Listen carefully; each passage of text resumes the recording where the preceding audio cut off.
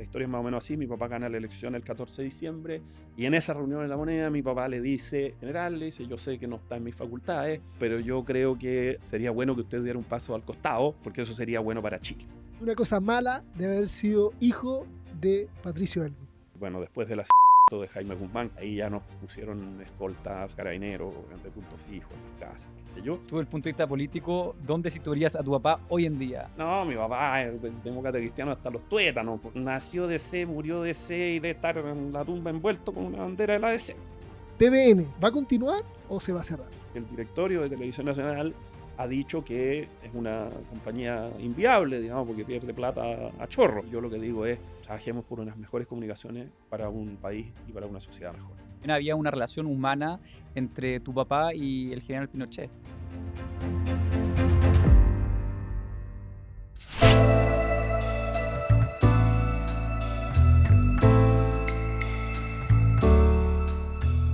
Mi papá tenía la costumbre de tratar de usted a todo el mundo. En la primera cumbre iberoamericana, en estas reuniones bilaterales, se encontró con, por supuesto, se reunían con Fidel Castro en esa época. Y Fidel Castro entra y le dice, hola, ¿te puedo tratar de tú? Y mi papá estaba con Enrique Silva Sima, que era el ministro de Relaciones Exteriores.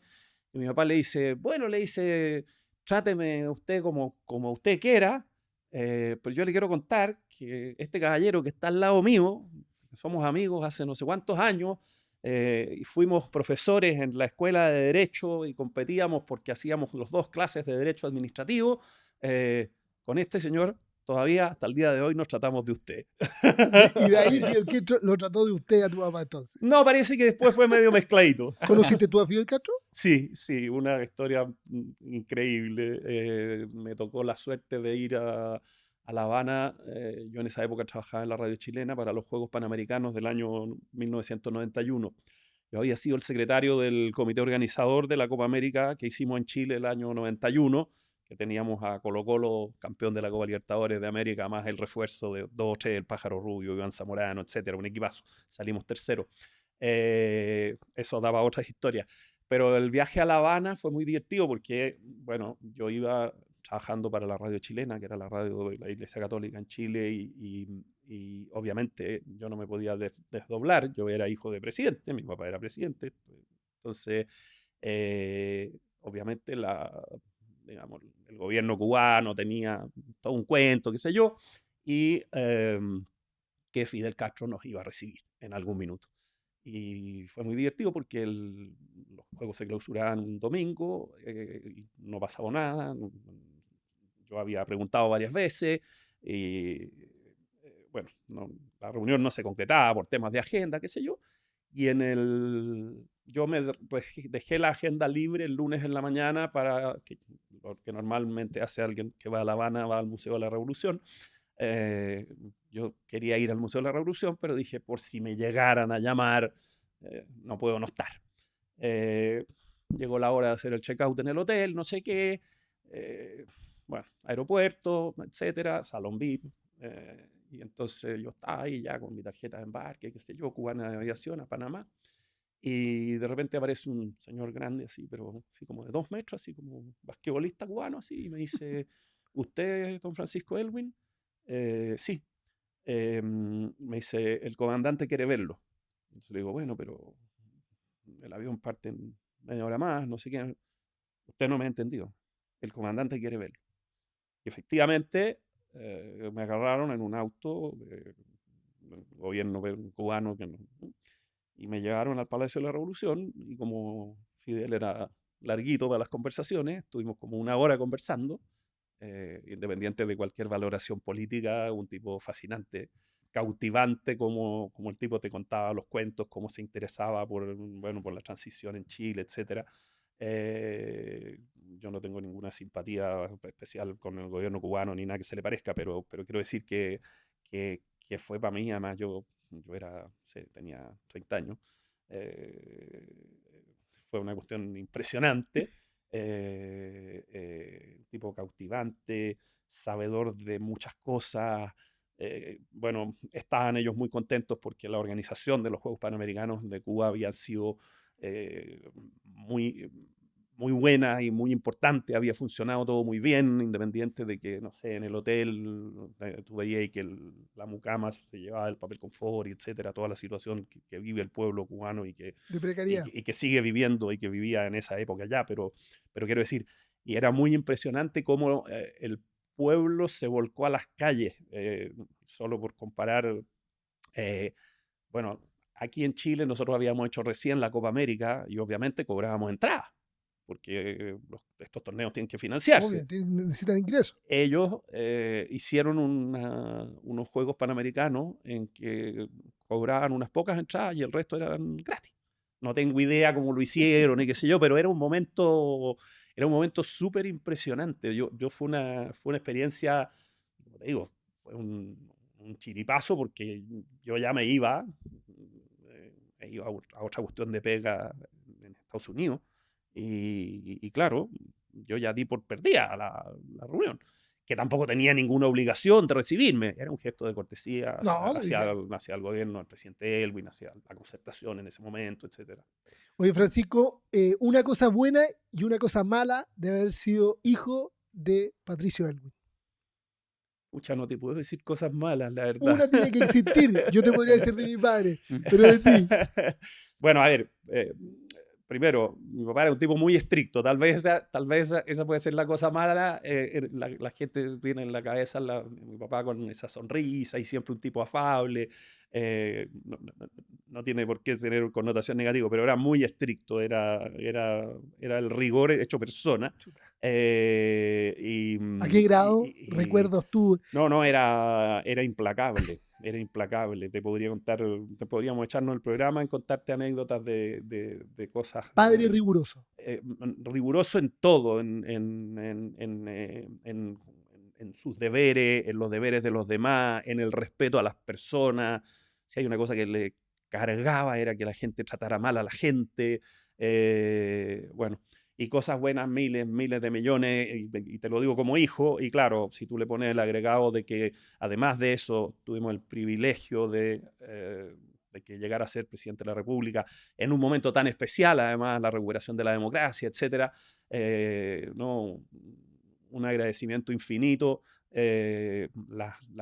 bueno, todas sus enseñanzas, todo. Yo hoy día soy una persona que me gusta mucho salir a caminar, me gusta subir cerros.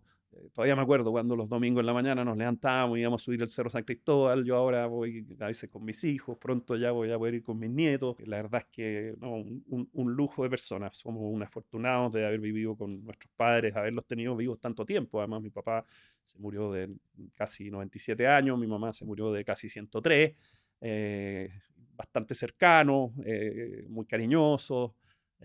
Bueno, y yendo más hacia el fondo de tu pregunta, porque me imagino que querís que te cuente algo de los 4 años, de los 4 años de gobierno, nada, pues pasaron mil cosas divertidas, o sea, la misma cosa que te contaba de lo de Fidel.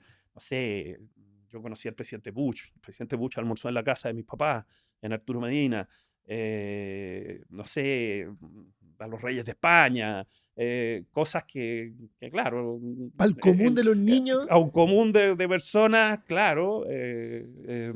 Ahora, haciendo un parangón, no sé si me lo alcanzaste a preguntar dentro del micrófono, fuera del micrófono, como la diferencia de ahora y antes, todo este tema de las comunicaciones y las redes sociales, yo que me dedico al mundo de la comunicación y me he dedicado toda la vida al tema de la comunicación, era totalmente distinto. O sea, yo no sé cómo sería gobernar ahora, en ese contexto, Con esta digo. cosita. Claro, 24/7. Mi papá era un tipo que hizo una vida, trabajó, sacaba la mugre, porque además era machaca y era súper disciplinado. Pero mi papá a las 8 de la noche, cuando no había una cuestión en la moneda, tú lo encontrabas ahí en la casa con mi mamá, preparándose un traguito, los dos, ahí. Esa cosa es divertida, porque nadie llega de improviso a la casa del presidente de la República, ¿no? Entonces nadie puede llegar sin avisar. Entonces nosotros los hermanos como que nos turnábamos así, ¿eh? Entonces íbamos al final de la tarde, así como cuando tú sabías que no había evento, no sé, no estaba de visita el primer ministro de no sé qué, ya había evento en la moneda, no sé qué, o no estaban de gira, ya, ok. Oye, mi papá y mi mamá están solos, pues, van a estar solos. Nadie va y toca el timbre a las 7 de la tarde y dice, hola, Patricio, me vengo a tomar un traguito, ¿cachai? Ellos hicieron una vida muy, bueno, y todos nosotros hicimos una vida muy normalita, afortunadamente. Eran otros tiempos. Nosotros, afortunadamente, no tuvimos ningún problema de seguridad, a pesar de que el general Stange era muy insistente, que era el director general de Carabineros en ese momento, era muy insistente en decirle a mi papá que él tenía que cuidar a su familia. Y bueno, después del asesinato de Jaime Guzmán, que fue en abril del 91, un poco después de cumplir el primer año de gobierno, ahí ya nos pusieron escolta, o sea, nos pusieron carabineros de punto fijo en las casas, qué sé yo. Pero hicimos una vida muy normalita. Es divertido porque hasta el día de hoy yo me topo con gente en la calle que me dice, oiga, me dice, ¿usted es hijo? Sí, no sé qué. Oiga, yo no voté por su papá, pero por Dios que se echa de menos a gente como su papá. Fue una etapa muy linda, era la recuperación de la democracia, veníamos de 17 años de dictadura. Yo pedí permiso, yo trabajaba en la radio chilena, pedí permiso en la radio para irme a trabajar a la campaña, a trabajar, a ayudar a hallar el maletín. No estaba en las grandes decisiones, eso estaba De Tirón estafeta, y y todo ese claro. mundo, ¿no? Yo estaba, ¿ah? Y recorrimos el país y era una cosa impresionante, el cariño de la gente, la esperanza de la gente. Mira, voy a hacer una comparación que puede, guardando absolutamente las proporciones, pero cuando habían esas caravanas para llegar y qué sé yo, toda la gente lo quería tocar, o sea, por eso digo que una comparación que se entienda que es una metáfora, ¿no? Pero era como ver al Papa, y no era la persona en este caso de mi papá, sino que era la ilusión Una esperanza. de la esperanza de lo que podía venir y de lo que, en fin, visto con el diario El Lunes, fue un súper buen gobierno. Hasta el día de hoy salen los índices de crecimiento, es el gobierno que tiene mejor crecimiento desde el retorno a la democracia.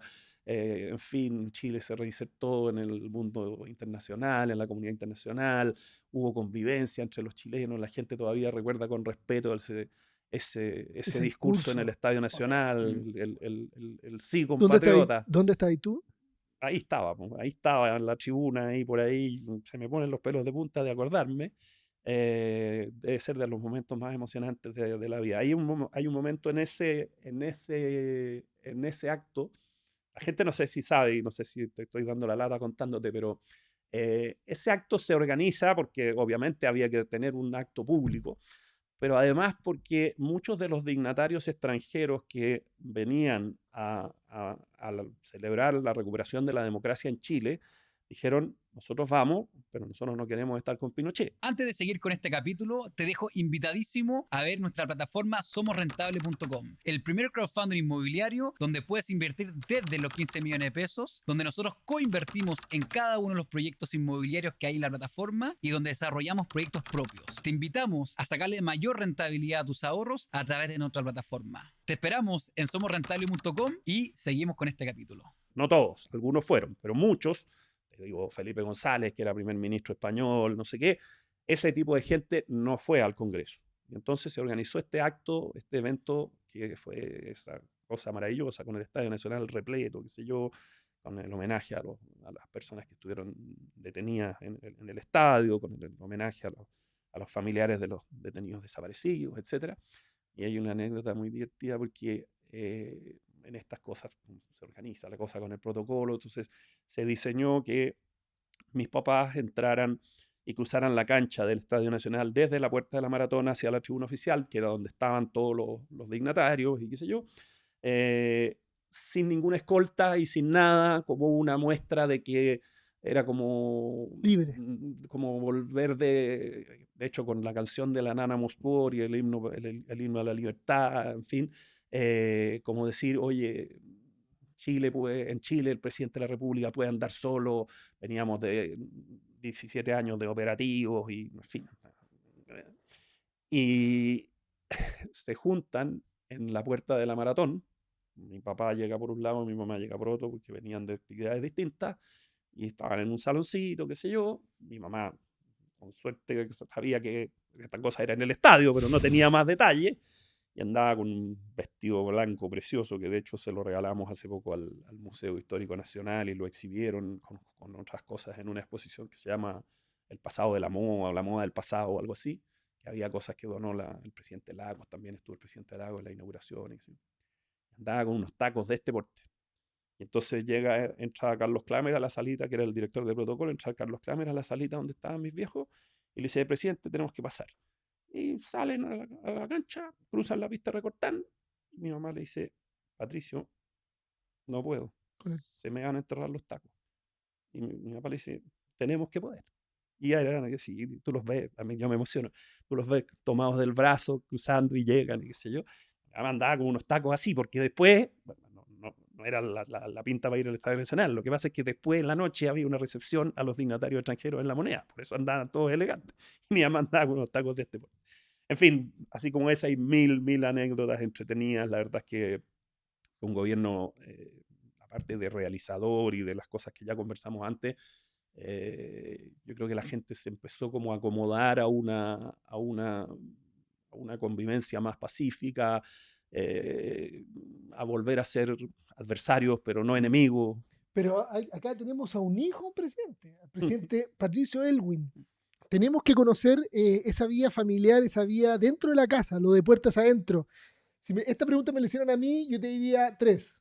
Vamos a ver tu respuesta. ¿Viste llorar alguna vez a tu padre? Bueno, los Elwin somos buenos y le trajamos a la lágrima y este público conocimiento, mi papá se emocionó cuando entregó el informe RET y pide perdón, y se le quiebra la voz y dice algo así como, en nombre del Estado de Chile me atrevo a pedir perdón a las víctimas de los ejecutados, a los detenidos desaparecidos, a los torturados, etcétera, etcétera, y pido a las Fuerzas Armadas que hagan gestos para poder dar con el paradero a estas personas, etcétera. Y así como esas varias, hay otra que también fue pública. Terminando, mis papás eran muy católicos. Y terminando el gobierno, ha sido nuevo, a lo mejor el mismo 10 de marzo, antes de entregar el gobierno al presidente Frei Ruiz-Tagle, una misa en La Moneda con el capellán de la Moneda. Y termina la misa y, claro, lo hacen hablar a mi papá y mi papá llora porque dice que bueno, si bien es cierto, se había hecho mucho, falta mucho por hacer y todavía en Chile queda mucha pobreza. Mira, esto es del Paleolítico, a lo mejor para la gente que nos está viendo o escuchando, pero eh, durante el gobierno de mi padre hubo una importante reducción de las personas en situación de pobreza en Chile, pero bajamos, te estoy inventando porque no me acuerdo, de 55 a 45. O sea, virtualmente estamos hablando de que la mitad de Sí, la te entiendo. población vivía en situación de pobreza. Eso ha mejorado mucho con el transcurso de los años, gracias a Dios. Entonces, de hecho, hubo toda una discusión respecto al tema y me acuerdo que Alberto Echegaray, que había sido ministro de mi padre y que después fue presidente de la Comisión de la Superación de la Pobreza durante el gobierno del presidente Frei, dijo, miren, aquí a los pobres, porque esta cosa hay que no, que en el Mercurio dice y que después el otro editorializa que no sé qué y las cifras para allá y qué sé yo. Alberto dijo, oye, dejémonos de contar a los pobres. Lo que hay que hacer es trabajar por los pobres. Bueno, en fin, te podría contar mil cosas más, pero no sé si respondí a tu pregunta. ¿La Pero, respondiste? ¿Cómo era la relación, entendiendo obviamente que son bandos opuestos, pero también había una relación humana entre tu papá y el general Pinochet? Lo que estoy diciendo que creo que es bien obvio, porque había, de primero Hablaban. hay un traspaso, o sea, no es que sí, se sí. cierra la puerta y Mira, aquí no... curiosamente, independiente de la situación política más de fondo y del tema del ejercicio de enlace y del boinazo que fueron ordenados en su momento por el general Pinochet a propósito del tema de los pinocheques y etcétera y qué sé yo, yo creo que tuvieron la suficiente altura para llevar la cuestión en una relación conforme a lo que establece el que tú eres presidente de la República y tú eres comandante en jefe del ejército. Está contado públicamente, si no estoy contando ninguna infidencia. En la previa, después de que mi padre gana la elección, se arma una reunión. Era una transición súper compleja, no era la transición de ahora que en que tú veis que, no sé, pues el día que gana el presidente Boric, el presidente Piñera lo llama por Sí, teléfono y sí. esto se transmite por televisión a las 9 de la noche No, evidentemente y todos era... vemos la conversación y no Sí. sé qué, y le dice, no sé, presidente, véngase mañana a tomar desayuno conmigo o venga a almorzar a mi casa, no tengo idea. Una relación, bueno, eso en esta situación, por razones obvias, no existía. La historia es más o menos así. Mi papá gana la elección el 14 de diciembre, tipo 20 de diciembre, o sea, 2 o 3 días después, el ministro Carlos Cáceres, el ministro del Interior, va a la casa de mi papá a llevarle una carta de este porte que dice que Augusto Pinochet Ugarte, capitán general, presidente de la República, certifica que conocido los no sé qué, el recuento del servicio electoral, usted ha ganado, bla, bla, bla, y lo invita a una reunión en La Moneda. La situación antes era, digamos, las elecciones habían sido el 14 de diciembre, en esa época no había primera y segunda vuelta, como es ahora, que las elecciones son en noviembre y la segunda vuelta, y la asunción del mando era el 11 de marzo. Entonces lo invita a una reunión en La Moneda, y en esa reunión en La Moneda mi papá le dice, general, le dice, yo sé que no está en mis facultades, porque los comandantes en jefe, de acuerdo a la Constitución del 80, eran inamovibles, pero yo creo que sería bueno que usted diera un paso al costado, porque eso sería bueno para Chile.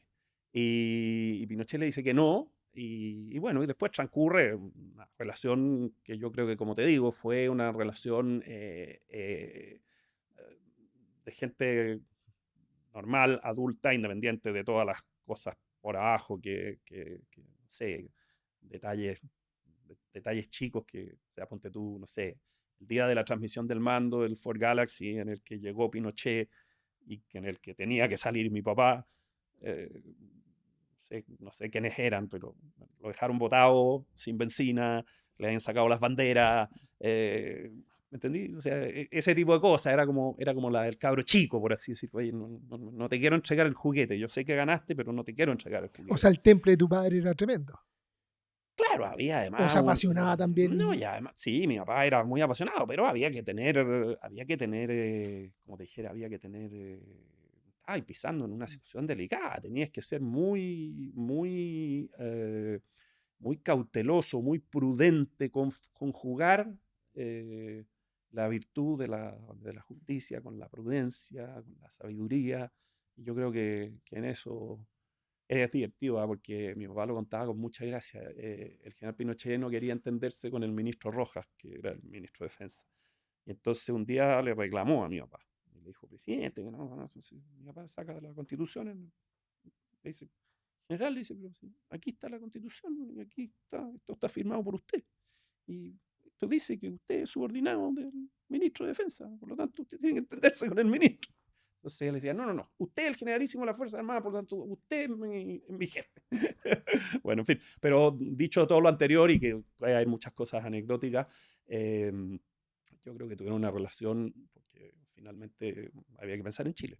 ¿Y cómo se lleva ese almuerzo de domingo, de hijo? Necesito meterte en el mundo de que me contiste más de la casa. No de lo que se vio en prensa, no de lo Es que que se veía en sabéis qué pasa, televisión. es que sabéis ¿Cómo qué se, pasa, que es que te sabéis qué contaba pasa, que cosas? nosotros hicimos, es que sí, somos una familia súper política, yo tengo, bueno, mi hermana Mariana ha sido diputada, mi cuñado Manuel Mata ha sido senador, embajador, en fin, todos tenemos interés por la cosa pública, pero también somos familia, entonces no era que en la mesa del domingo se discutieran los destinos del país. Obviamente había conversación, y la sigue habiendo, de hecho, mis padres ya no están vivos, pero la sigue habiendo, pero no, somos gente somos gente bien normal, e hicimos una vida muy normalita. Porque no sé, ponte tú, mis papás tenían esa casa en Algarrobo, entonces ya inmediatamente asumías en una casa que casi prácticamente mira a la calle, o sea, tú haces la vida mirando a la calle, está la terraza, el living comedor, está el dormitorio de mis papás, qué sé yo. Entonces inmediatamente asumimos, Carabineros le dijo a mi papá, aquí Aquí no, no. aquí no. Bueno, tenía el Cerro Castillo, que no está mal, es un lugar precioso, que mi papá lo gozó harto. Pero hasta nos arreglamos para ir a hacer una sauna, para un cumpleaños de mi papá, y fuimos todo el choclón y qué sé yo, a la casa de Algarrobo, porque a mi papá le encantaba Algarrobo. Sí, pero muy bonito, que eran personas normales. Pero en esta conversación de mesa, de familia política, también iba despertando en ti una fascinación política, una fascinación en las comunicaciones. No, yo soy un apasionado de las comunicaciones desde chico y por lo tanto siempre me ha interesado la cosa pública y los asuntos públicos, por así decirlo. Pero yo ¿Nunca te interesó la política? nunca mucho. Soy militante demócrata cristiano hasta el día de hoy, pero no he hecho mucha vida partidista. De hecho, la amigo de divertida, pero cuando se fueron mis hermanos y qué sé yo, a raíz de la situación de mi hermana Mariana, que le iban a pasar al tribunal de disciplina, que no le quedó otra que irse, por supuesto.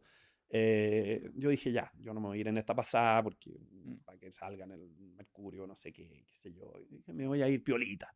Y un día le conté a mi mamá y le dije, sí, porque yo para el verano, cuando ahora tú mandáis una carta al CERVEL y te desafiliáis del partido y no pasa nada. Yo no quería que saliera en el Mercurio, hijo del De Isabel. expresidente, no sé qué. Y mi mamá me dijo, no. A Patricio no le habría gustado que todos sus hijos se fueran del partido, así que tú te quedas. Así que me quedé. Hasta el día de hoy, cuando me encuentro con Alberto Undurraga, le digo, aquí estoy cumpliendo las órdenes de mi madre. Tú, desde el punto de vista político, ¿dónde situarías a tu papá hoy en día? No, mi papá es demócrata cristiano hasta los tuétanos, por lo que pasa es que la DC hoy día ha evolucionado y más hacia el mundo de la izquierda, pero mi papá nació DC, murió DC y de estar en la tumba envuelto con una bandera de la DC. De hecho, literalmente en la tumba hay una bandera del partido, que no sé quién la llevó, pero alguien la llevó algún día en alguna visita, qué sé yo. Y mi padre era un tipo, bueno, de centro, que le gustaban los acuerdos, que le gustaba... Mi padre hizo su vida en la política, pero en su profesión, que era ser abogado. Mi padre escribió su memoria sobre el juicio arbitral, y entre paréntesis, es un libro que se usa hasta el día de hoy, se estudia, el año pasado se editó, creo que es la 7ª edición, la tesis de su memoria o tesis, no me acuerdo cómo se llama, para recibirse de abogado, es que lo mejor es llegar a un acuerdo y que seguramente hay muchos abogados que se dedican a pleitear y que a ganar juicios y qué sé yo, pero es mejor que seamos capaces de ponernos de acuerdo.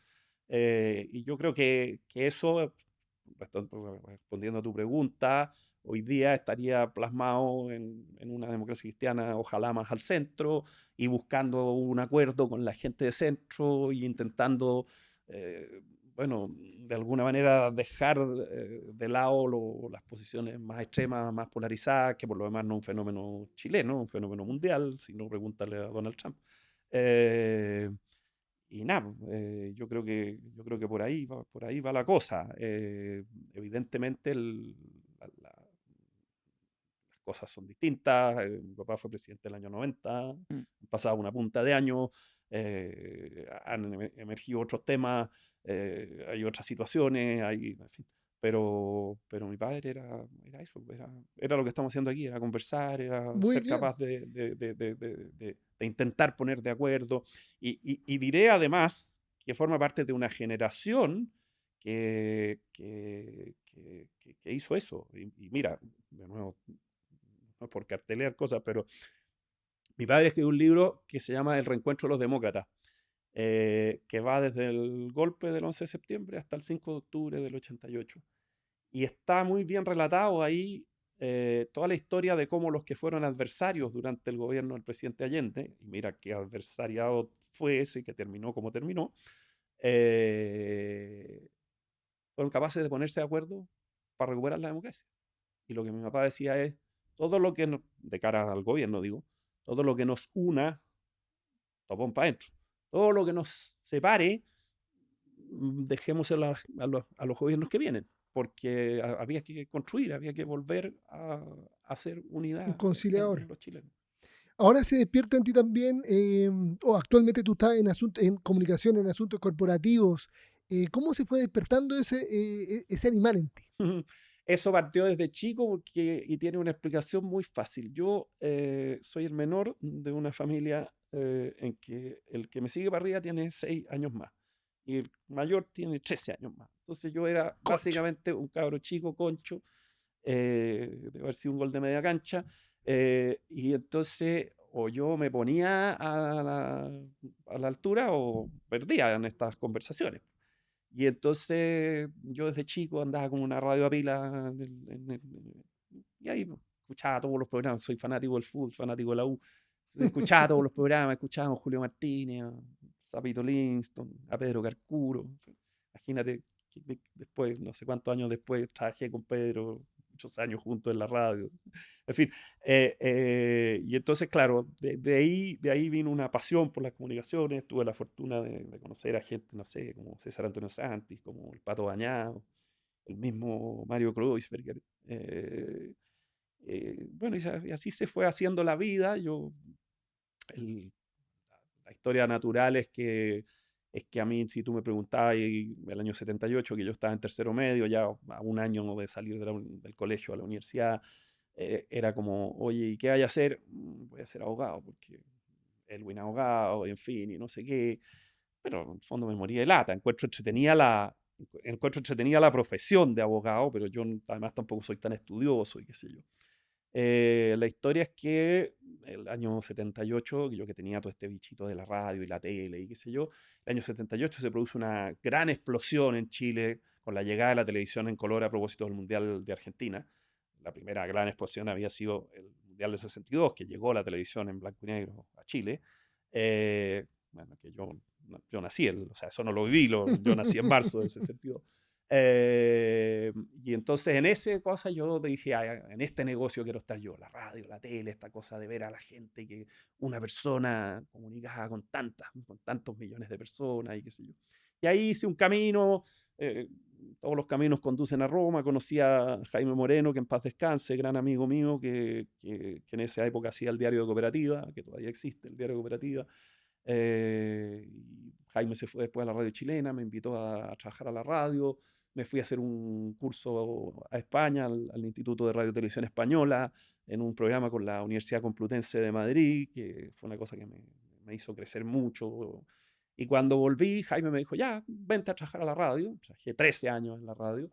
Eh, Estábamos ahí metidos en el Mundial de Italia 90, que tuve la oportunidad de ir a cubrirlo por la radio. Qué entretenido. Y me llama Germán Gamonal, que era el director de la radio, el director de prensa de la radio, y me dice, oye, Pancho, hemos pensado que, yo hacía un programa los domingos en la radio chilena, se llamaba Primer Día, que era como intentar anticipar la semana. Tenía un comentario político de Germán Gamonal, que era un gran comentarista político que se murió en pandemia. Un comentario deportivo de Pedro Carcuro, un comentario internacional de Walter Sánchez, que era el decano de relaciones de la Facultad de Relaciones Institucionales o Internacionales de la Chile, en fin, qué sé yo. Y entrevistábamos a alguna persona, que sé yo, un poco de contingencia, y le poníamos un poquito de música, ponte tú que era de 10 a 12 o de 10 y media a 12, ya no me acuerdo. Y entrevistábamos gente, ponte tú, un día entrevistamos a Lavín. Lavín era el gallo de pelea, no es Lavín que es ahora.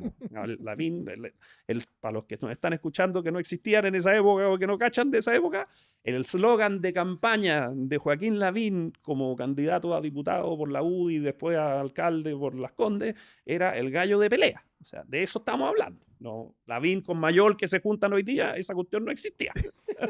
¿Ya? Y nada, pues entrevistábamos a Lavín suavecito, suavecito, y no decía nada. Pues. Y entonces en la radio empezaron a cachar que esto podía ser un problema.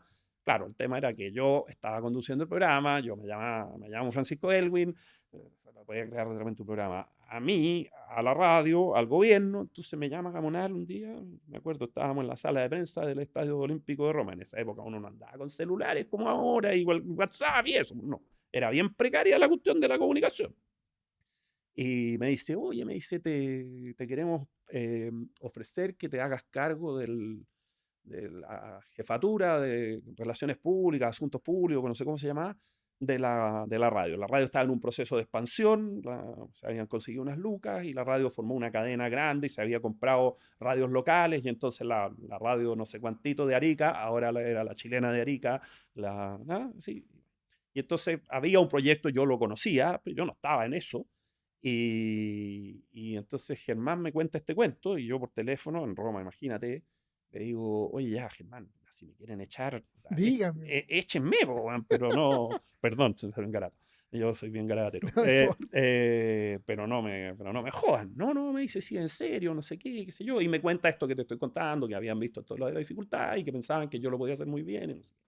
Y yo le dije, ya, bueno, ok, pero yo sé bien poco de lo que tú me estás hablando. Y bueno, ahí vino un rato, empezamos a mover en eso, aprendí, hicimos esta expansión, qué sé yo, apareció el primer diplomado en comunicación corporativa de la Universidad Católica del año 94, que, o sea, hablar de lo que hoy día se conoce como la comunicación estratégica, qué sé yo, Una locura. te estoy hablando del Paleolítico. Y ahí me metí, ahí a aprender y qué sé yo, soy orgulloso alumno de esa primera generación. De hecho, te contaba antes de que entráramos al micrófono, yo soy presidente de una asociación gremial que se llama FOCO, el Foro de Comunicación Corporativa, y una de las socias de FOCO es la Paulina Gómez, que me hizo clase en ese momento y que es hoy día la decana de la Facultad de Periodismo de la Católica. Bueno, y así se va haciendo el camino. Después terminó esa pega. Yo, como te conté, había sido secretario general del comité organizador de la Copa América. Y ahí alguna cosa pasó. Alguien me empezó a ver como más. Había que meterse en el mundo más empresarial, qué sé yo. Alguien le dio mi nombre a Mateo Budinich, que era el gerente general de IBM en Chile, y me contrataron Asuntos corporativos. como gerente de comunicaciones de IBM en Chile, y me fui de la radio. Y mira, lo que son las cosas, yo hoy día soy presidente de Llorente y Cuenca, que es una consultora española muy importante que tiene operación en 13 países y tiene una compañía que este año va a facturar algo así como 120 millones de euros. En ese momento IBM había tenido una crisis en Argentina, que fue una licitación con el Banco de la Nación Argentina, que IBM se la adjudicó a raíz de unos temas, con unas coimas graves, así como 300 millones de dólares, así, no era una cosa chica. Había que salir jugando. Y entonces en IBM en Estados Unidos, deciden que tienen que contratar a una consultora de comunicaciones que les ayude para el tema reputacional y la imagen y qué sé yo.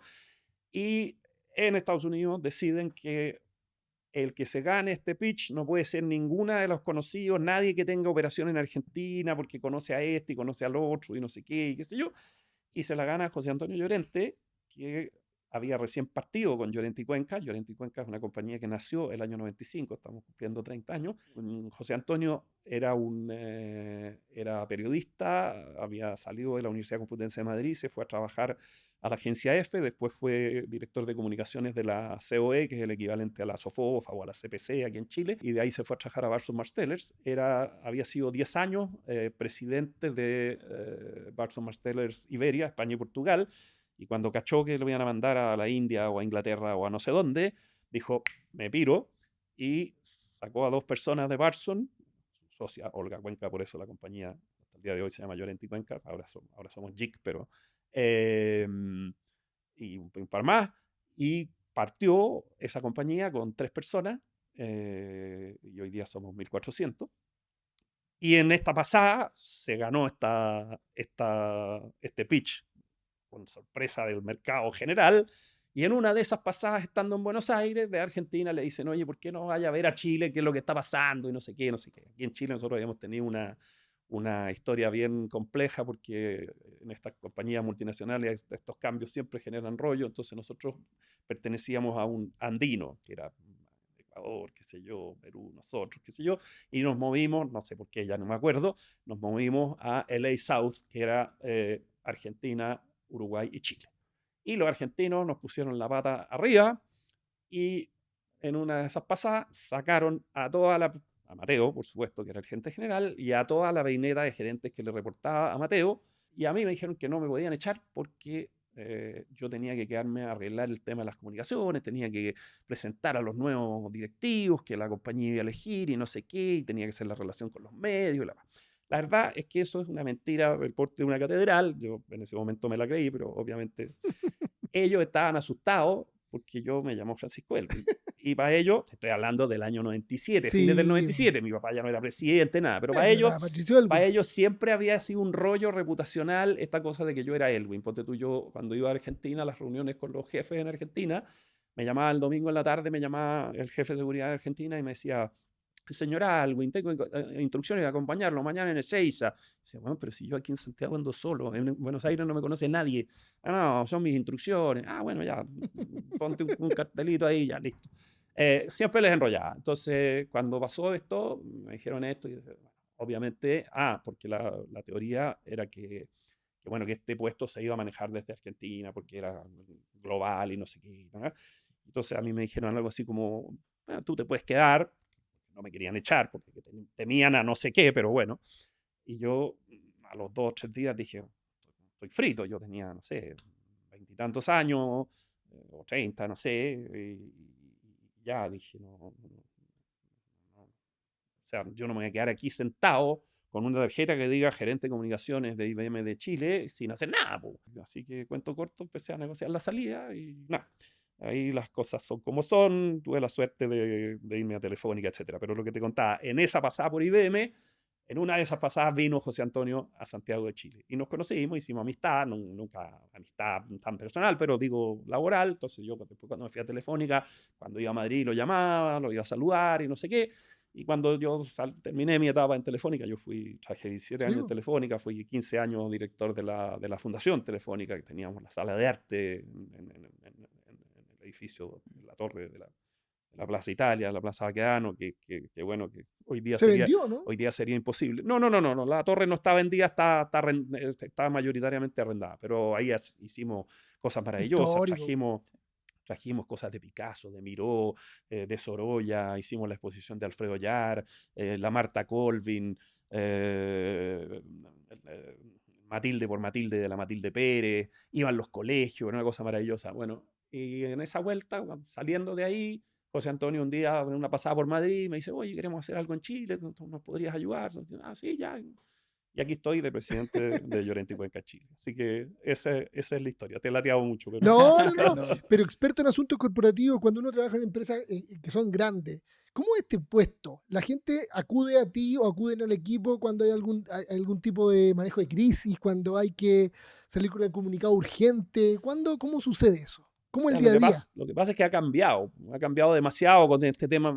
Esto mismo que estamos haciendo aquí antes no Antes no existía. existía. Antes básicamente tu vega era, oye, quiero salir en el Mercurio o quiero no salir en el Mercurio. O sea, te digo, no sé, estoy diciendo cualquier Así como cosa.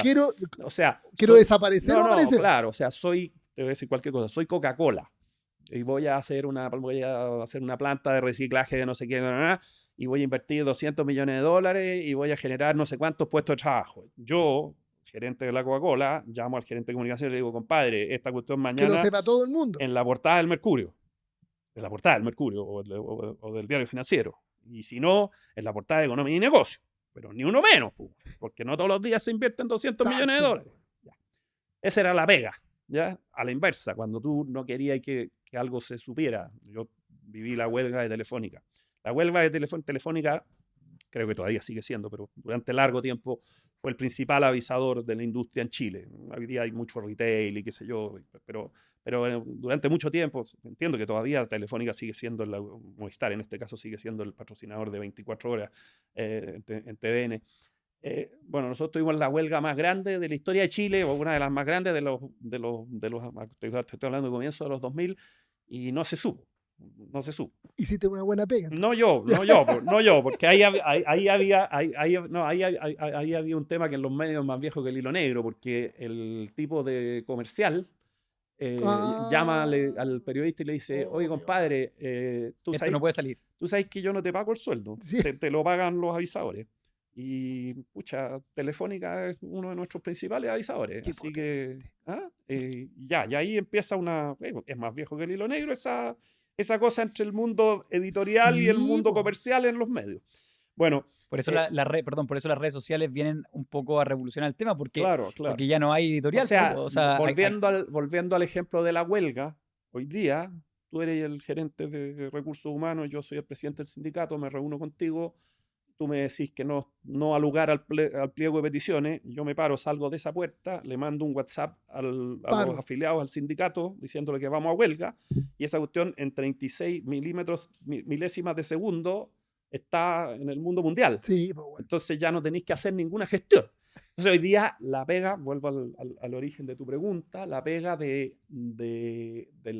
DIRCOM, que llaman los españoles, me encanta el término, el director de comunicaciones, que hoy día tiene otros nombres, director de asuntos públicos, director de sostenibilidad, director de asuntos corporativos, no sé qué, es como de unir esos dos mundos, porque cuando tú estás metido en una torre como la de Telefónica, toda tu vida pasa allá adentro. ¿Y para qué te va a decir el gerente de finanzas? Ese gallo está hoy día pensando en cómo lo va a llamar el pollo de España para pedirle que no está haciendo los números y que no sé qué, y que el primer quarter o que el segundo, que no sé qué, que la inversión, que la desinversión, que tenéis que despedir, que tenéis que... Ya.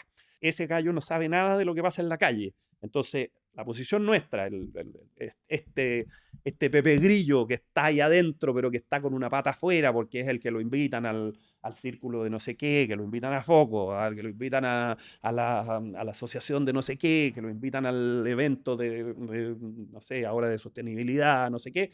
Ese tipo une esos dos mundos, ¿sí? Y ese tipo hoy día, a mi juicio, tiene que tener una habilidad tremenda para hacer ese cruce, porque antes, yo lo digo en sentido figurado, pero no sé, nosotros en IBM lo que hacíamos era regalar computadores, ¿cachai?